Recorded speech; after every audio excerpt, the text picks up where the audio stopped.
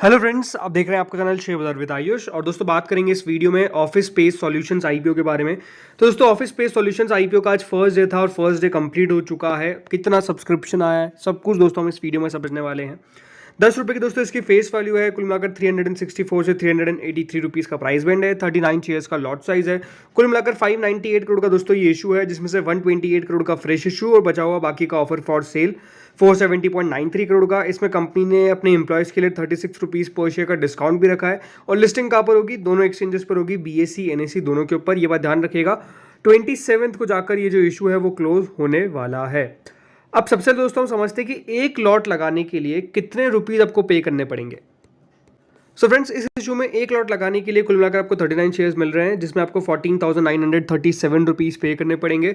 Retail में आप maximum 13 lots तक जा सकते हैं, जिसके लिए 507 शेयर आपको अप्लाई करने होंगे और जिसके लिए आपको 1,94,181 रुपीज़ पे करने पड़ेंगे। इस बात का ध्यान रखिएगा, अगर आप रिटेल में सोच रहे हैं कि मैं 13 लॉट लगा देता हूँ, मेरी पॉसिबिलिटी बढ़ जाएगी अलॉटमेंट की, अगर आप फर्स्ट टाइम लगा रहे हैं तो बिल्कुल भी ऐसा नहीं होता है।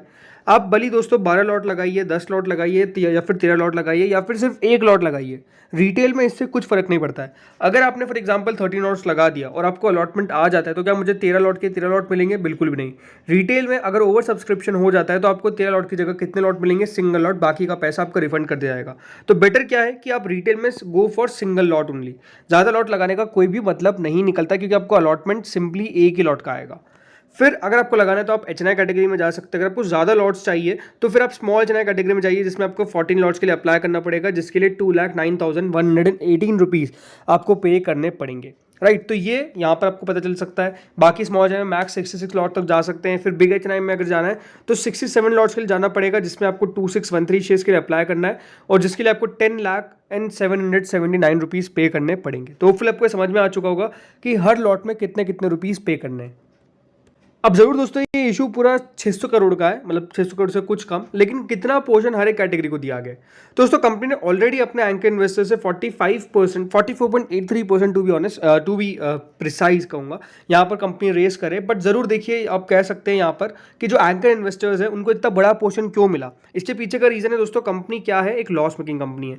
तो इसके लिए कंपनी को 75% जो रिजर्वेशन है वो क्यूआईबीज के लिए रखना पड़ता है। और 75% में से बेसिकली 30% जाता है क्यूआईबी के पास और बचा हुआ 45% जाता है किसके पास? क्यूआईबी के पास। तो 45% में से कुछ कम दिया गया। क्यों? क्योंकि इसमें एम्प्लॉय कैटेगरी भी रखी गई है। तो क्यूआईबी के पास कितना गया? 29.89%, कुल मिलाकर 179 करोड़ के शेयर्स। एचएनआई के पास गया 14.94% ऑफ द इशू। कुल मिलाकर दोस्तों यहाँ पे आप देख सकते हैं 89.54 करोड़ के शेयर, जिसमें बिग एचएनआई, याद रखिएगा एचएनआई में दो कैटेगरी होती है, एक बिग और एक स्मॉल। बिग एचएनआई कैटेगरी को करीबन 15.69 करोड़ के शेयर्स, ऑलमोस्ट 10%, और स्मॉल एचएनआई को करीबन 4.98% ऑफ द इशू, 29.85 करोड़ के शेयर्स। रिटेल के पास सबसे छोटा पोर्शन है, क्योंकि दोस्तों रिटेल का सिर्फ 10% का ही रिजर्वेशन हो सकता है और 10% में से भी देख सकते हैं आप, पूरा 10% नहीं है, 9.96% है। क्यों? बिकॉज एम्प्लॉय कैटेगरी है।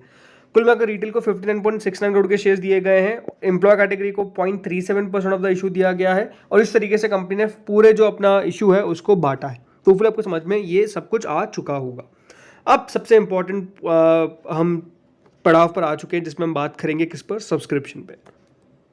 सो फर्स्ट दोस्तों, क्यूआईबी ज़्यादा इंटरेस्टेड नहीं देखे। देखो कोई बहुत बड़ी बात नहीं है, अगर आप मेरे लगातार वीडियोस देख रहे हैं तो आपको पता है क्यूआईबीज कब लगाते हैं? On the last day, right.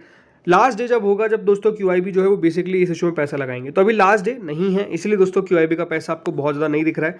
30% अभी तक क्यूआईबी ने इस इशू को भरा है। 53.713 करोड़ के आसपास अभी तक क्यूआईबी के द्वारा इस इशू में लगाया गया। आप देख सकते हैं 46 लाख शेयर्स ऑफर किए गए और सिर्फ 14 लाख शेयर्स के लिए फर्स्ट डे एप्लीकेशन रिसीव हुई है।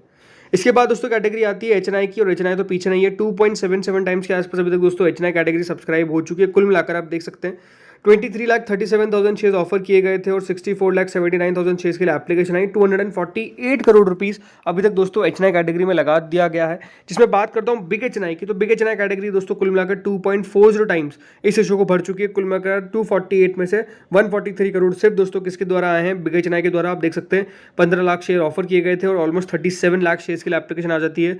Small HNI category 3.51 time subscribe होने में कामयाब हुई है। कुल मिलाकर आप देख सकते हैं 7,79,000 शेयर्स ऑफर किए गए थे, लेकिन 27,33,000 शेयर्स के लिए एप्लीकेशन पहले दिन रिसीव हो जाती है। करीबन 104 करोड़ रुपए स्मॉल एचएनआई की तरफ से आए।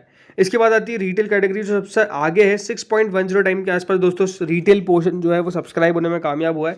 15,58,551 शेयर ऑफर किए गए थे, पहले ही दिन क्लोज टू 1 करोड़ शेयर्स के लिए एप्लीकेशन जो है वो रिसीव हो जाती है। कुल मिलाकर 364 करोड़ रुपीस पहले ही दिन दोस्तों यहाँ पर रिटेल ने इस इशू में डाल दिए। और एम्प्लॉय कैटेगरी भी पीछे नहीं थी, 3.57 टाइम्स के आसपास एम्प्लॉय कैटेगरी सब्सक्राइब होती है, 7 करोड़ के आसपास एम्प्लॉय ने भी डाले। और कुल मिलाकर पहले दिन without the help of the QIB issue जो है वो 2 गुना सब्सक्राइब होने में कामयाब हो जाता है, यानी 2 टाइम्स के आसपास सब्सक्रिप्शन पहले ही दिन दोस्तों ये जो इशू में है आ जाता है। ज़रूर देखिए रीज़न क्या है उसके पीछे का, सबको पता है। इशू का साइज़ कोई खास बड़ा नहीं है, 673 करोड़ के आसपास जो इशू है उसने आज पैसा रिसीव किया है और 2 गुना सब्सक्राइब होने में कामयाब हो गया। तो सब्सक्रिप्शन देख के क्या लगता है? सब्सक्रिप्शन देख के तो ये लगता है कि देखिए इशू जो है वो शानदार कर रहा है, शानदार भर रहा है, शानदार पैसा आ रहा है। तो क्या शानदार करेगा भी सही? सबसे इंपॉर्टेंट क्वेश्चन तो यही है। देखिए जो कंपनी है, नो डाउट देखिए मुझे कंपनी बुरी नहीं लगी, बट कुछ नेगेटिव्स तो है जिसके बारे में हमको बात करनी पड़ेगी। पहला सबसे बड़ा नेगेटिव क्या है कि दोस्तों कंपनी का नेगेटिव कैश फ्लो है। देखिए कंपनी जो है वो अभी लॉस मेकिंग कंपनी है, कंपनी अभी तक मुनाफा नहीं कर पाई है, जो अपने आप में दोस्तों एक बड़ा इशू है कि कंपनी मुनाफे में कब आएगी। दूसरी बात क्या है कि इस पूरे बिजनेस के अंदर काफ़ी हाई वर्किंग कैपिटल की रिक्वायरमेंट है। तो हमेशा दोस्तों कंपनी कभी भी ऐसा ना हो कि वर्किंग कैपिटल के कारण दोस्तों यहाँ पर कंपनी को बिजनेस में तकलीफें देखने को मिले। ये सबसे बड़ा एक नेगेटिव पॉइंट आपको देखने को कंपनी के लिए मिल सकता है। वर्किंग कैपिटल की रिक्वायरमेंट काफ़ी हाई है, राइट। कंपनी कितना और एक्सपेंशन कर पाती है, इंपॉर्टेंट क्वेश्चन है। तीसरा बात यही कि दोस्तों कंपनी की प्रॉफिटेबिलिटी आएगी कब, राइट। कंपनी प्रॉफिट में कब आएगी, ये एक इंपॉर्टेंट क्वेश्चन है जो अभी बना हुआ है। ये हमको देखना है कि हाँ कंपनी का मैनेजमेंट क्या कहता है। तो ये 3-4 चीज़ें हैं जिसके ऊपर ध्यान रखना है। पॉजिटिव चीज़ें क्या है कि देखिए कंपनी का मैनेजमेंट काफ़ी एक्सपीरियंस है, एक नए टाइप का दोस्तों कंपनी जो है वो डेफिनेटली बिजनेस कर रही है। कल जो कोवर्किंग है वो अभी भी देखिए बहुत ज़्यादा इंडिया में आपको नहीं दिखेगा, बट नो डाउट मैंने पिछले वीडियो में भी कहा था, जो इसका पूरा डिटेल वीडियो बनाया, कि कोवर्किंग मुझे लगता है कि फ्यूचर में काफ़ी ज़्यादा काम आ सकता है। और अगर कंपनी इस पूरे एरिया के अंदर अपना मार्केट शेयर सबसे डोमिनेंट पोजीशन पे रखती है तो नो डाउट देखिए कंपनी को उसका बेनिफिट मिलता हुआ नजर आएगा। और अगर स्टेबल रहा तो हो सकता है देखिए कंपनी का मुनाफा भी आए, उसके बाद अच्छा खासा मुनाफा आता जाए। बट अभी कुछ बात वैल्यूएशंस को लेकर भी है, क्योंकि दोस्तों इसका कोई एग्जैक्ट पीयर नहीं है हमारे पास। तो मैं ये नहीं कह सकता कि देखिए इसकी वैल्यूएशन ये सही है या फिर ये गलत है। ये कहना बिल्कुल भी सही नहीं होगा, क्योंकि हमको पता नहीं कि इसका एग्जैक्ट पीयर कौन है, इसका एग्जैक्ट कॉम्पिटिटर कौन है, राइट। तो कोई एग्जैक्ट पीयर होने के ना कारण इसका वैल्यूएशन को पता लगाना अभी अपने आप में सही नहीं है। बाकी अगर बात करता हूँ ग्रे मार्केट की, तो जो करंट GMP है वो करीबन 135 रुपीज़ के आसपास है। 35% दोस्तों इसकी करंट ग्रे मार्केट चल रही है। अब देखिए 35% का मतलब आप देख सकते हैं कि बढ़िया ग्रे मार्केट, कोई दिक्कत वाली बात नहीं है, बट ग्रे मार्केट में गिरावट आई है। 43% दोस्तों इसकी ग्रे मार्केट चल रही थी, अब 35% पर हो चुकी है। कल 39% हुई थी और आज दोस्तों 35% हो चुकी है। तो ग्रे मार्केट डिक्लाइन कर रही है। अगर आपने अभी तक अप्लाई नहीं किया है तो करना क्या है, बिल्कुल वेट करिए। और आखिरी दिन देखना है हमको दोस्तों कि QIB कितना पैसा लगाता है। देखिए हमारी क्लियर कट एक ही सिंपल देखिए स्ट्रैटेजी रहती है कि QIB कितना पैसा लगा रहे हैं उसके ऊपर नजर रखिए। QIB अगर अच्छा पैसा लगा रहे हैं तो लगा दीजिए, नहीं लगा रहे तो डेफिनेटली अवॉइड करिए, बिकॉज QIB को अगर इंटरेस्ट नहीं दिख रहा है तो इशू हो सकता है कुछ ज़्यादा बढ़िया ना करे लिस्टिंग पर। तो वो सिंपल सी बात है, तो वो वेट करने की हमारी स्ट्रैटेजी है। तो लेट्स सी होता क्या है। बाकी आप लोग बताइएगा कि आपने क्या अप्लाई कर दिया है पहले दिन, या फिर आप अप्लाई करेंगे ऑन द लास्ट डे। मुझे बताइएगा आपका क्या यहाँ पर ओपिनियन है, अप्लाई करेंगे या फिर नहीं। कमेंट सेक्शन में आपका ओपिनियन जरूर दीजिएगा। Thank you friends for watching this video.